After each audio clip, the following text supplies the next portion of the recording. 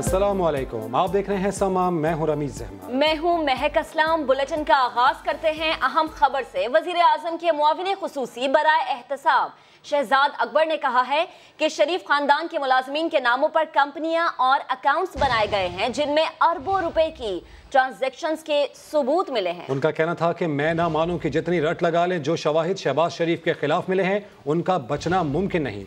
शहजाद अकबर इस्लामाबाद में press conference कर रहे थे। गिरफ्तारी तो एक नैब की स्वाबदीद है, वो कब गिरफ्तारी करते हैं इसका फैसला उन्होंने करना है।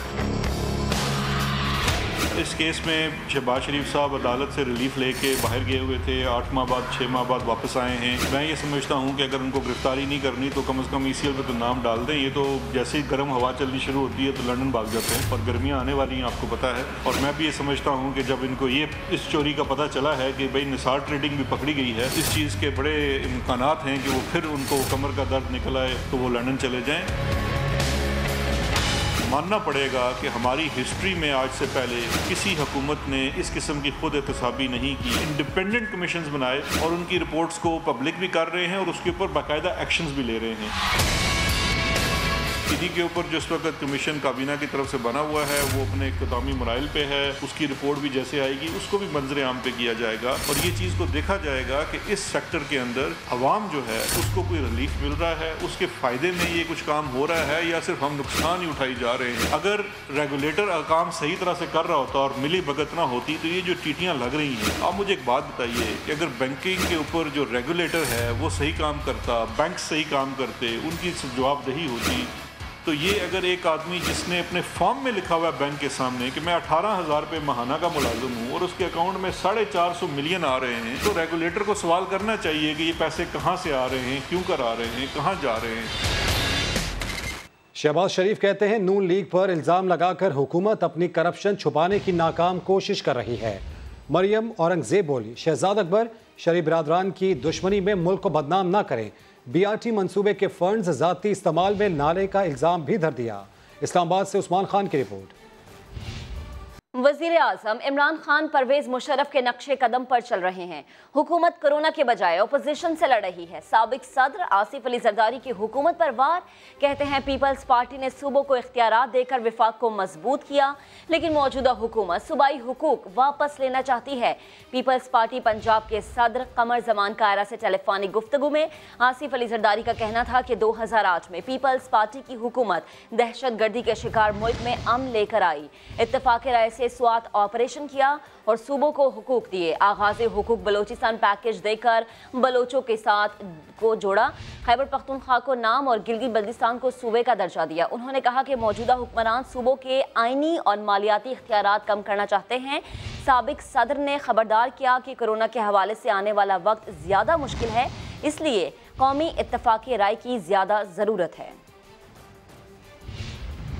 20 साल पुराने केसेस किसके कहने पर खोले गए। मुस्लिम लीग काफ के सीनियर रहनुमा तारिक बशीर चीमा शिकायत का पलंदा लेकर वजीर गए। तहकीकात का मुतालबा भी किया कि चेयरमैन नैब ने खुद केस खोले या किसी के कहने पर ऐसा किया जा रहा है।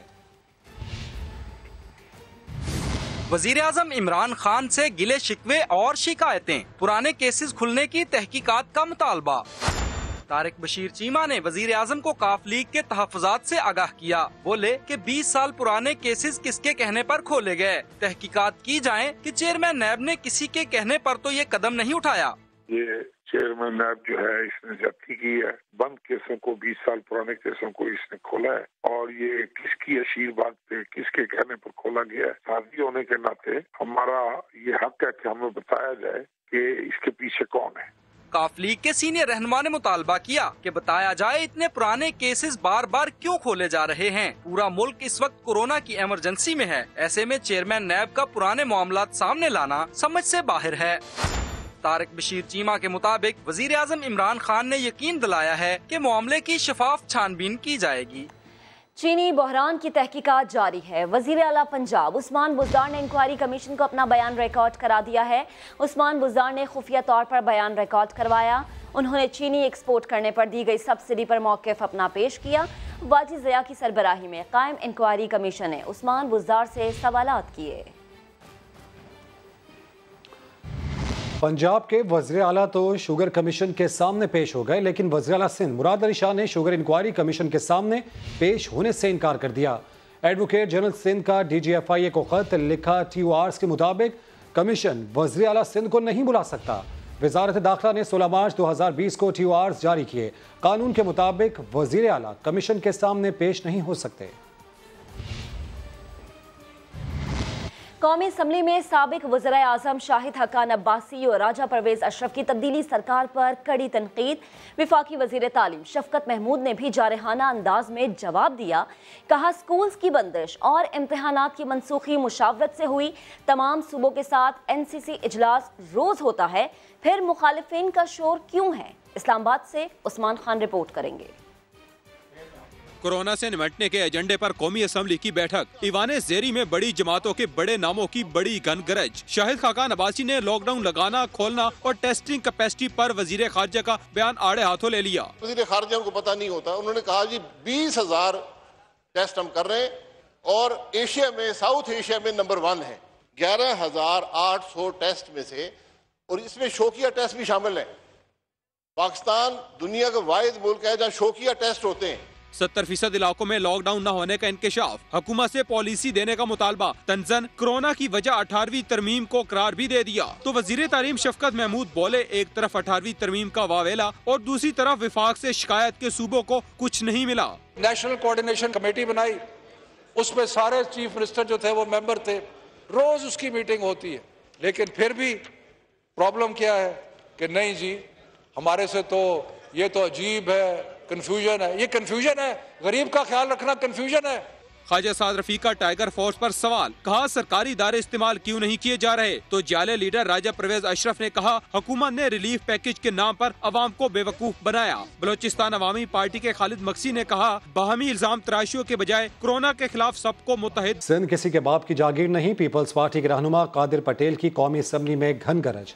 बोले हमें हमारा हक मांगने से कोई नहीं रोक सकता। हुकूमत अपनी बेकार कारकर्दगी की जिम्मेदारी कोरोना पर डाल रही है, ऐसा नहीं चलेगा। कोरोना अलग और उनकी हुकूमत की तबाहकारियां अलग हैं। हम सिंध के नाम पर वसाइल मांगते हैं, हम किसी के बाप की जागीर नहीं, अपने सिंध के अवाम के हक को मांगते हैं, हमें कोई नहीं रोक सकता।